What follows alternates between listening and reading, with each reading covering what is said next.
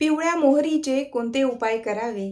पिवळी मोहरी ही आपल्या जीवनातील जे काही संकट, दुःख आहे त्याचं निराकरण नक्कीच करू शकते. कारण मोहरी ही खूप जास्त प्रभावी मानली जाते.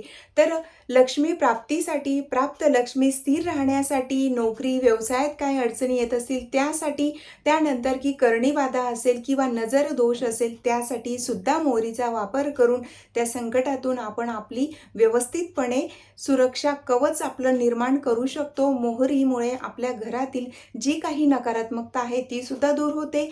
तर आजच्या व्हिडिओमध्ये आपण मोहरीचे उपाय पाहणार आहोत. हे खूप जास्त प्रभावी असे उपाय आहेत. तर हे उपाय तुम्ही होळी पौर्णिमा असेल तेव्हा करू शकतात किंवा लक्ष्मीपूजन असतं तेव्हा करू शकतात. प्रत्येक अमावस्या, पौर्णिमा असेल तेव्हा सुद्धा करू शकतात.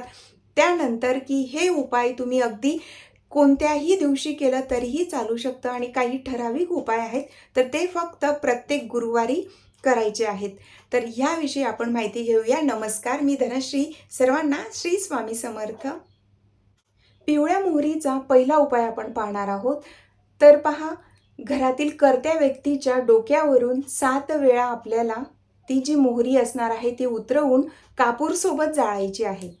लक्षात घ्या, कर्त्या व्यक्तीच्या डोक्यावरून ती जी मोहरी आहे ती आपल्या हातात घ्यायची. जवळपास 2-3 चमचे या हिशोबाने एक अंदाजाने ते घ्यायचं आहे आणि ती मोहरी 7 वेळा कर्त्या व्यक्तीच्या डोक्यावरून उतरवायची आहे. तर ती ज्या वेळेला आपण ती उतरवतो म्हणजे डोक्यावरून ती फिरवणं असतं, तर ती अँटी क्लॉकवाईज आपण ती फिरवायची आणि त्यानंतर ती कापूरसोबत जाळायची आहे. त्यामुळे ज्या काही नोकरीमध्ये अडचणी येत असतील किंवा जर तुमचा व्यवसाय असेल तर त्यासाठी सुद्धा तुम्ही हा उपाय करू शकतात. त्यानंतरचा दुसरा उपाय, आपल्या घरात लक्ष्मी प्राप्त व्हावी असं प्रत्येकाला वाटत असतं, पण प्राप्त लक्ष्मी स्थिर राहणं हे सुद्धा तेवढंच महत्त्वाचं असतं. तर त्यासाठी दर गुरुवारी, अगदी प्रत्येक गुरुवारी पहाटे 4 ते 4:30 वाजेपर्यंतच हा उपाय करायचा आहे. अगदी तुम्ही 3:30-4 वाजता केला तरीही चालू शकतं. तर प्रत्येक गुरुवारी पहाटे 3 ते 4च्या दरम्यान किंवा 4:30 पर्यंत जी पिवळी मोहरी असते, तर ती पिवळी मोहरी आपल्या घरातील सर्व कोपऱ्यांमध्ये पिवळी मोहरी टाकायची आहे. अगदी प्रत्येक म्हणजे घरातील प्रत्येक रूमच्या प्रत्येक कोपऱ्यामध्ये तुम्ही टाकू शकतात. फक्त काहीच नाही, ती फक्त टाकायची आहे आणि त्यानंतर ती तशीच राहू द्यायची आहे. मग ती मोहरी तुम्ही अगदी त्याच दिवशी म्हणजे गुरुवारी ती दुपारी किंवा जेव्हा तुम्ही झाडू मारत असेल किंवा लादी पुसत असेल तर तेव्हा ते तुम्ही काढू शकतात. ती झाडून तुम्ही बाहेर टाकलं तरीही चालतं किंवा त्या दिवशी नाही काढलं किंवा दुसऱ्या दिवशी ती मोहरी झाडून बाहेर टाकली तरीही हरकत नाही, तरीही चालू शकतं. पण हा उपाय प्रत्येक गुरुवारी पहाटे ब्रह्ममुहूर्तामध्येच करायचा आहे. तर लक्ष्मी स्थिरतेसाठी हा उपाय केला जातो. त्यानंतरचा तिसरा उपाय, की मोहरी जी आहे, पिवळी मोहरी जवळपास सर्वांना माहीतच असेल. तर पिवळी मोहरी ही दान केल्याने सुद्धा ज्या काही अडीअडचणी येत आहेत, संकट येत आहेत, तर त्यांचं निराकरण होण्यास मदत होते. तर आता पिवळी मोहरी दान करणं म्हणजे जेव्हा तुम्ही ती एखाद्या गरजू व्यक्तीला दान करा, त्या व्यक्तीला जेव्हा तुम्ही ती मोहरी देतील तर त्यावेळेला तुमचे जे काही संकट किंवा दुःख, त्रास आहे तर तो त्या व्यक्तीवर जातो का? तर नाही, असं नसतं. तुम्ही त्या व्यक्तीला, गरजू व्यक्तीला ती दान केली तर ते दान केल्याने जे पुण्य असतं ते तुम्हाला प्राप्त होणार आहे. म्हणून असं नाही की तुमचे संकट वगैरे त्या व्यक्तीवर जातील, ज्या व्यक्तीला दिलेला आहे त्या व्यक्तीला त्रास होईल असं नसतं. अशा पद्धतीने मोहरीचं दानसुद्धा खूप जास्त महत्त्वाचं असतं. त्यानंतरचं पहा, चौथा उपाय असणार आहे की मोहरी जी असते, तर जेव्हाही तुमची जी काही देवपूजा वगैरे झाली तर हा उपाय तुम्ही दिवसभरात केव्हाही करू शकतात. अगदी संध्याकाळी केलं तर अतिउत्तम. तर पिवळी मोहरी हातात घ्यायची, आपल्या उजव्या हातात अगदी मावेल तेवढी तुम्ही ती घ्यायची आहे. तर आणि त्याच्यामध्ये जी काही आपण धूप लावलेलं असेल किंवा अगरबत्ती लावत असतील तर त्याची जी रक्षा असते, उदी असते, विभूती असते, ती त्या पिवळ्या मोहरीमध्ये टाकायची आणि त्यावर ते हातात घेऊन त्याच्यावर 11 वेळा वेदोक्त वल्गासुक्त बोलायचं आहे आणि त्याच्यावर 11 वेळा कालभैरवाष्टक स्तोत्र बोलायचं आहे. अजून एक सांगते, त्यावर तुम्ही हनुमान चालीसा सुद्धा बोलू शकतात. तर अशा पद्धतीने अगदी आपल्या हातात ते घ्यायचं आहे आणि त्याच्यावर आपल्याला हे सर्व स्तोत्र बोलायचे आहेत. वेदोक्त वल्गासुक्त 11 वेळा, कालभैरवाष्टक स्तोत्र 11 वेळा आणि हनुमान चालीसा बोले तर अतिउत्तम. अशा पद्धतीने ते करायचं आणि त्यानंतर ती उदी आणि ती रक्षा घरातील सर्व कोपऱ्यांमध्ये टाकायची आहे. हे आपण फक्त आपल्या घरात सुख शांती समृद्धी राहावी, रक्षण व्हावं, एक सुरक्षा कवच आपल्या घरात निर्माण व्हावं आणि जी काही नकारात्मकता आहे ती निघून जावी म्हणून आपण करत असतो. याचा इतरांना काहीही त्रास होत नाही किंवा आपण हे केल्यामुळे इतरांना घाबरण्याचं किंवा इतर काही असा काही प्रकार नाही आहे. हे खूप चांगले आणि व्यवस्थित असे चांगले उपाय आहेत. प्रत्येकाने जरूर करा आणि चुकून एखाद्याच्या घरी तुम्ही गेलात आणि तिथे जर तुम्हाला मोहरी पडलेली दिसली, चुकून कुठेतरी 2-4 दाणे दिसले, तेव्हा मनात किंतु परंतु असं काहीही आणू नका. कारण ती जी मोहरी ज्यांनी टाकलेली असते ती त्यांच्यासाठी चांगली असते, पण ती इतरांसाठी वाईट नसतं, हे अगोदर लक्षात घ्या. त्यानंतर की ती जी मोहरी तुम्ही कालभैरवाष्टक स्तोत्र आणि वेदोक्त वल्गासुक्त बोलून जी मोहरी आणि जी रक्षा घरात टाकलेली आहे, तर ती दुसऱ्या दिवशी तुम्ही ती काढून बाहेर टाकू शकतात. असं काही त्याचं हे नाही की ते केव्हा काढावं किंवा कुठे टाकावं.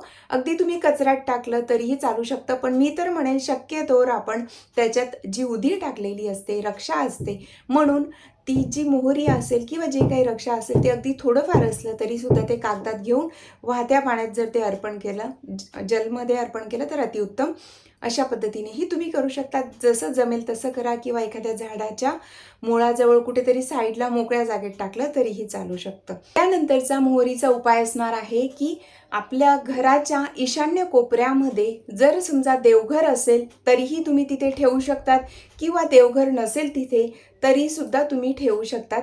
तर आपल्या घरातील ईशान्य कोपऱ्यात एखाद्या जे काही तांब्याचं भांडं असतं, तर लहान असेल मोठं असेल तर त्या तांब्याच्या भांड्यामध्ये मोहरी भरून, पिवळी मोहरी भरून त्या ठिकाणी ठेवायची आहे. देव्हारा जर त्याच ठिकाणी असेल तर अतिउत्तम. त्यामुळे घरातील नकारात्मकता कमी होते आणि लक्ष्मी प्राप्तीचे मार्ग मोकळे होत असतात. म्हणूनच आता मेहनतीसोबत आपल्याला हे उपाय करायचे असतात. फक्त पिवळ्या मोहरीचे उपाय किंवा इतर कोणतेही उपाय करून लक्ष्मी प्राप्ती होत नाही किंवा पैशांचा वर्षाव होत नसतो. त्यासाठी आपल्याला मेहनत तर करावीच लागणार आहे, पण त्या मेहनतीला जेव्हा आपण आपल्या सेवेची, भक्तीची आणि लहान-सहान उपायांची जेव्हा जोड देत असतो, तर अजून त्यात आपली चांगली प्रगती होते, भरभराट होण्यास मदत होते. म्हणजेच काय की ज्या काही लहान-सहान अडचणी येत असतील त्या दूर होण्यास मदत होते. म्हणूनच आपली मेहनत तर आपण करायची आहे, पण त्यासोबत ह्या गोष्टीसुद्धा जरूर कराव्यात. त्यानंतर महत्त्वाचं की जी पिवळी मोहरी असते तर ती गंगाजलाने धुवून घ्यायची आहे. गंगाजल अगदी थोडं असेल तरी ते गंगाजलच्या पाण्यात पिवळी मोहरी टाकायची, त्या पाण्याने ती धुवून घ्यायची, थोडी वेगळ्या याच्यामध्ये ती सुकवू द्यायची आहे आणि त्यानंतर गंगाजलाने धुतलेली मोहरी त्याच्यामध्ये भीमसेनी कापूर टाकायचा. भीमसेनी कापूरच वापरायचा आहे. भीमसेनी कापूरचा एखादा तुकडा टाकला त्याच्यात मोठा तरीही चालू शकतं आणि त्याची पोटली बनवायची. तर त्याच्यासाठी जे कापड असणार आहे ते पिवळ्या रंगाचं कापड घ्यायचं. त्याच्यात गंगाजलने धुतलेली पिवळी मोहरी आणि भीमसेनी कापूर त्यात टाकायचा आहे आणि ती छोटी पोटली बनवायची आणि ती पोटली आपल्या घराच्या मुख्य दरवाजाच्या वरती ती टांगायची आहे. जेव्हा आपण हे उपाय करत असतो तेव्हा ते पूर्ण विश्वासाने केले, श्रद्धेने केले तरच ते उपायसुद्धा काम करत असतात. हे कायमस्वरूपी लक्षात असू द्यावं. कारण आपण उपाय करत असताना मनात किंतु परंतु ठेवला तर त्या उपायांचा आपल्याला पाहिजे तेवढा परिणाम पाहायला मिळत नाही.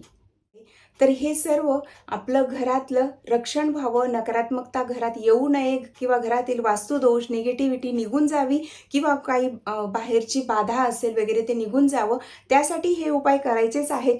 पण आत्ता जो उपाय मी सांगणार आहे तर हे आपण आपल्या स्वतःच्या सुरक्षेसाठी आपण हा उपाय करून ही जी वस्तू असणार आहे ही आपल्या जवळ ठेवायची आहे. तर ती वस्तू काय आहे आणि घरातील इतर व्यक्तींना सुद्धा तुम्ही अशा पद्धतीने बनवून देऊ शकतात. त्यामुळे एक आपल्या सभोवती एक सुरक्षा कवच निर्माण होतं. जर तुम्ही कशाही कुठल्याही ठिकाणी गेलात, कशीही जागा असेल किंवा कोणत्याही वेळेला गेलात, कोणत्याही ठिकाणी गेलात तरीसुद्धा तुम्हाला एक तुमच्या सभोवती कवच निर्माण होत असतं. म्हणून हा उपाय जरूर करा, खूप जास्त महत्त्वाचा आहे. त्यासाठी पिवळी मोहरी घ्यायची आहे. अगदी 2-3 चमचे आपल्याला किंवा 1 ते 2 चमचे जी पिवळी मोहरी असते, पिवळी मोहरी 1 ते 2 चमचा घ्यायची. त्यासोबत एक कवडी घ्यायची आणि एक जो बिब्बा असतो, आता तुमच्याकडे काय बोलतात मला नाही माहिती, पण त्याला बिब्बा बोलतात. तर 1 ते 2 चमचा पिवळी मोहरी, एक कवडी, एक बिब्बा घ्यायचा आणि त्यावर ते आपल्या हातात घेऊन त्याच्यावर आपल्याला स्तोत्र बोलायचे आहेत. 11 वेळा कालभैरवाष्टक स्तोत्र बोलायचं, 11 वेळा वेदोक्त वल्गा सूक्त बोलायचं आणि 1 किंवा 11 वेळा जे लांगुला स्तोत्र आहे ते बोलायचं. आता जर ते लांगुला स्तोत्र आहे हे बोलायला जरा कठीण वाटत असेल तर 1 वेळा बोलले तरी चालेल किंवा तुम्ही मोबाईलवर लावलं तरीसुद्धा चालेल आणि ते हातात घेऊन त्याच्यावर ते बोलायचं आहे आणि ते तुम्ही हा उपाय केव्हाही कोणत्याही दिवशी करू शकता. शक्यतोवर संध्याकाळी केलं तर अतिउत्तम आणि ते जे काही सर्व असेल त्याच्यावर तुम्ही हनुमान चालीसासुद्धा बोलू शकतात.